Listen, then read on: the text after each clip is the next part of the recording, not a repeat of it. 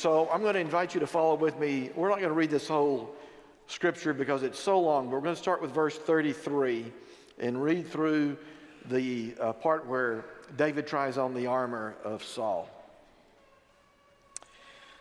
Saul said to David, "You are not able to go against this Philistine to fight with him, for you are just a boy, and he has been a warrior from his youth."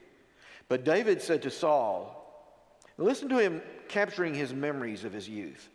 "Your servant used to keep sheep for his father, and whenever a lion or a bear came and took a lamb from the flock, I went after it and I struck it down, rescuing the lamb from its mouth. And if it turned against me, I would catch it by the jaw, strike it down, and kill it. Your servant has killed lions and bears, and this uncircumcised Philistine shall be like one of them, since he has defied the armies of the living God." David said, "The Lord who saved me from the paw of the lion and from the paw of the bear will also save me from the hand of this Philistine." So Saul said to David, "Go, and may the Lord be with you." And Saul clothed David with his armor. He put a bronze helmet on his head and clothed him with a coat of mail. David strapped Saul's sword over the armor, and he tried in vain to walk, for he was not used to them. Then David said to Saul, "I cannot walk with these, for I am not used to them." So David removed them. Then he took his staff in his hand and chose 5 smooth stones from the wadi and put them in his shepherd's bag, in the pouch. His sling was in his hand, and he drew near to the Philistine. And you know how the story ends, when he slays the Philistine with one swing of his slingshot. This is the word of the Lord. Thanks be to God. Almost 60 years ago, I stood on the top of a high diving board at Spring Valley Swimming Pool down in Dallas. My journey to that spot had been somewhat interesting. I had been swimming all summer long at this particular swimming pool. This was back in the days, by the way, when we didn't have swimming pools in our backyards, nor did we have air conditioners in our homes, so swimming was a privilege and a joy. I taught myself how to dive by diving off the edge at first. I didn't care about jumping very much. All the other kids wanted to jump and do those cannonballs. I wanted to learn how to dive. I taught myself how to dive, and then one day I got up the courage to get up on the low board. When I got up there, I discovered it wasn't as low as it appeared to be. But I made that okay. I dived off the low board, and then all summer long, I had been watching the older kids climb the high board, one after the other, watching them. Most of them jumped off, but a few dived. I wanted to be a diver. I wanted to learn how to dive. One day, I don't know how or why I did this, how I found the courage to do it. One day I decided I was going to do it. So I climbed the steps to the high dive. I'd been down there in the pool. I'd looked up there a whole lot. I thought, the more I looked at this high dive from the bottom, it didn't look too daunting after all, right? So I climbed the high dive. I stepped out into the edge of the board, the tip of the board, and I looked down. You may remember doing this. I might as well have been at the top of Pikes Peak. I mean, it looked like a mile down there. I thought, how could that distance be so different? Looking up, it didn't look so much. Looking down, I was scared to death. Scared to death. And I think if I were to tell the truth, I probably would have retreated from the high board if I hadn't turned around and noticed that a couple of other kids had climbed the steps after me. The ladder were blocking my path. Well, I got to thinking about this when I thought about this story about David and Goliath, because, the scripture doesn't tell us, but I wonder if this is what happened to David. We read in here about him recalling his events from his childhood and kind of pumping himself up about what took place, his ability to kill the bear and the lion. But I wonder if when the moment came that he stepped out onto that battlefield and saw the great Philistine giant known as Goliath, saw him person to person, eyeball to eyeball, if he didn't appear a lot larger than he thought he would. And when he realized that this was a person who was taking dead aim on him, who had every intent of killing him, was he overwhelmed in that moment? I don't know. But what I'm pretty sure of this morning as I think about this story is that the challenge for David was the same as the challenge for me when I stood on the high board. It's the same as the challenge that you face every time you're challenged by a great event or problem. And that is that it's more mental than physical. When David stepped out onto that battlefield to face the man who was feared more than any other man in the world, surely it was what took place in his brain, in his spirit, that was most important. And so as I've looked at this story, it's really interesting. This is what I think took place. David in that moment claimed his memories as the most important weapon in his arsenal. You know, whether we like it or not, you can think about this a bit, but I think it's true. Whether we like it or not, our memories of our past, of our childhood, of our teenage years, of our young adult years, our memories forge the way in which we move into the future. We have good memories, we have bad memories. The way in which we account for those memories determine the way in which we live into the future. Memories are incredibly powerful, incredibly powerful. So this is what we've learned about memories, and that they're incredibly powerful, but they're also very, very unreliable. Now, you can test this out with your own experience. This is the reason when you and your sister are thinking about that vacation you had 25 years ago, you have completely different interpretations. You thought it was the best vacation you ever had as a family. She thought it was just boring as it could be. Or when you start thinking about the way in which you remember a parent or a grandparent or a caregiver. Some of you might remember a father who was wise and judicious and fair, and you have a sibling who remembers him as being overbearing and unfair. I have two brothers. A lot of you know I have a twin brother, so I mean, we grew up, we were very much alike, but we have remarkably different memories and different interpretations of those memories of life as we were growing up. But these memories, whatever we do with these memories, and some of you had truly horrible childhoods. Others had idyllic childhoods. Either way, what we do with those memories, how we incorporate them for moving into the future, determines how well we do it. And so this is interesting. David chose to remember the good things and the powerful things and the transforming things out of his past as he prepared to meet the giant David, the giant Goliath. If you were here last week, we talked about Jesse, the priest Samuel going to Jesse to find the son that would be the future king of Israel. So I'll just recap this story a little bit. He went to Jesse. He said, Jesse, one of your sons is going to be the future king of Israel. I am here to anoint that son.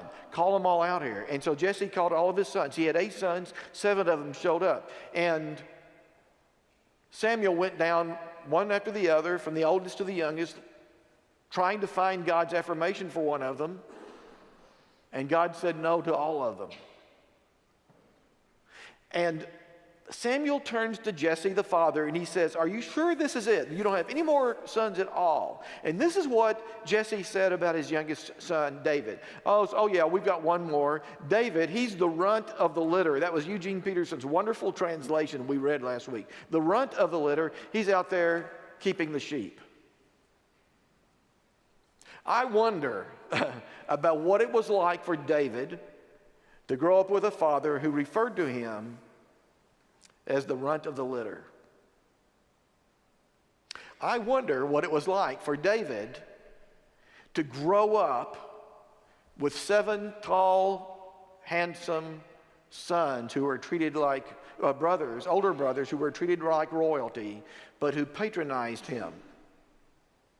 If you read through this story, you'll discover that some of the brothers became jealous of him. It's very much like the story of the young Joseph and the brothers who were jealous of him. You remember the coat and all of that?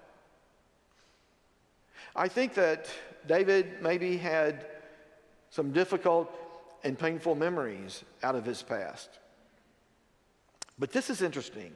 When he prepared to meet the greatest challenge of his life, he reached back into his childhood memories and he incorporated the most powerful ones he could find. They were the good memories about how he had served his father well. And he says, when I was out there in the pasture, I know my brothers were all up there in the house, the castle, being treated like royalty. I was out there by myself, but it doesn't make any difference. This is what I learned about myself when I was out there. The lion would come and take a sheep, and I would go and with my bare hands take the sheep from the lion. And if I needed to, I would kill the lion. And the same was true when the bear would come and take the sheep. I have killed both lions and bears on many occasions. I remember that I am capable. I am capable. He could have thought about the debilitating things of his youth. Instead, he thought about these powerful memories in which he drew these two conclusions. And you'll find this in the text directly. One was that God was always with me, protecting me, even when I didn't know it. God was always there. When I faced these ferocious enemies, God was there and God was protecting me. And the other thing he draws upon is perhaps even more powerful. He says, looking back, I know that God was preparing me for this moment. So he's rehearsed this in his mind. And when the great King Saul says, "You're no way you can go against this giant of a man," he tells Saul, "Yes, I can, because I have memories in which I know that God has always been with me and will always be with me. And I know that God has prepared me for this moment in times when I had no idea that I would someday be in this place." And so that leads directly to this wonderful moment where Saul gives him his permission. He says, "Okay, I'm going to let you go up against Goliath." But he said, "You're just a boy. You have no armor." And Saul, in an act of really, I think Saul saw this as an act of real sacrifice and kindness towards David. He takes off his own armor. He doesn't call another soldier forward. He takes off his own armor. He says, "I want you to have the best." And so he puts his own armor on David. He gives him his own sword. But immediately, this is what David discovers. He is unable to walk. He's unable to move. He is totally uncomfortable with all of this armor. It seems like it would be a benefit for him. He says, "There's no way I can do this." So he strips the armor off. It is an important and powerful lesson about this one fact.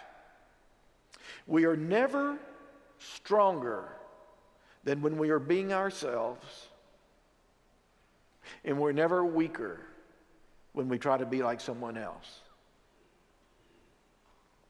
When you read the story, I think it's really clear that had David walked out there trying to be Saul with Saul's armor on him, he would have been killed. Instead, he says, "I need to be myself. I'm good enough as myself. I'm the person that God made me to be. That's all I need to be." There are very few messages in today's world, I think in today's culture, that we need to hear more than that message, I think. This particular ad is passé now. We don't hear it anymore, but it was so universal at the time that you will remember it. Be like Mike. Do you remember that marketing campaign said, "Be like Mike"? If you buy shoes from whichever maker it is, you'll be like Mike. And all sorts of kids went out and bought shoes so they could be like Mike. And there was nothing wrong with, of course, buying certain kind of tennis shoes. But the message that we have to be like somebody else is really a debilitating message. Because we're never weaker than we try to be like someone else. We're never stronger when we decide that the way God has made us is good enough. And so that ad campaign is passé now, but we have that message throughout our culture. Whether it's, I don't want to name particular names because I would pick out the wrong ones. I'm so culturally illiterate here, but our children and our teenagers are growing up in a world of fame, where fame seems to be its own reward. And really where many of them just aspire to be famous for no other reason than to be famous. And so they want to be like Mike, or they want to be like somebody else. And that temptation is pretty interesting, because I think there are a lot of us, even adults, parents, and grandparents, who sometimes think that the way God made me isn't good enough, and I need to be like somebody else. The story of David tells us that when you try to be like somebody else, you're never weaker.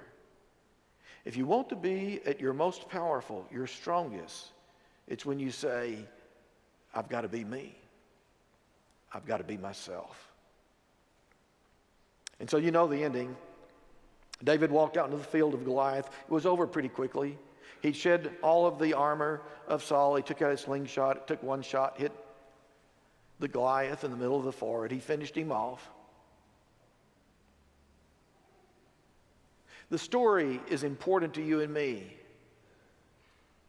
because sooner or later we all face our Goliaths, don't we? Some of you are facing them even as we speak. Goliath comes in the form of diagnosis or prognosis. Goliath comes in the form of addiction. Goliath comes into our families by the name of unemployment. Goliath faces us down with children or grandchildren who are addicted or are in trouble. Goliath gets inside of our heads when we struggle with depression or anxiety. Goliath is constantly there with you and me as we ponder our mortality and what it means to live life powerfully and with purpose and meaning. And yet David shows us how to take on the Goliaths of this world. We look back and we claim the good memories, even the good memories about the things that went wrong. Even when you had things that went wrong, some of you had such challenging childhoods, and yet you look back and you say, but God was with me, I survived, and God, in the midst of all of those challenges and struggles, God was preparing me to meet the challenge that is in front of me right now. And I know that I can do it in no other way but then by being myself, claiming the fact that God made me perfectly just as I am, knitted together wondrously in the womb of my mother, and that God has given me everything I need to face down the challenges of my life in this moment. And on this Martin Luther King weekend, let us not forget that the challenges that we face, the Goliaths that come into our world, are not just the personal ones, they are the social and cultural and global ones as well. You can't come to this weekend without a little bit of a tear in your eye, at least if you're like me and you remember the progress that we made in the 50s and 60s with racial relations, all of those years, and then in a span of about 20 years under the brilliant prophetic leadership of Martin Luther King Jr., we made so much progress. And now we live in a world where racial animus and tension seems to be growing and increasing rather than decreasing. And we live in a world where people are fleeing every single day oppression and war and hunger. And painfully, we live in a world where conversation amongst Americans, brothers and sisters, Americans, has become challenging because we are so divided over politics and culture and social issues. I want to tell you something. Those of you who think that we could have elected a president, doesn't make any difference which way you voted, who's going to solve those issues, we're wrong. There's no doubt that we need the leadership of our president and our other elected leaders. But ultimately, the Goliath that we face in American culture, the division that we have, will be faced down by you and me when we come together and say we are one. And we can disagree, and we can converse, and we can make America the America we dream of again. We face all sorts of Goliaths on this Martin Luther King weekend. Personal, social, global.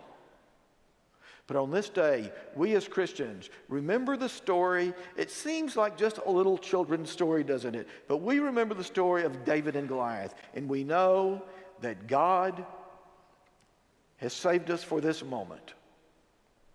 And that God has prepared us for this moment. And that the great challenges of this moment can be defeated by the grace of God. Thanks be to God. Amen.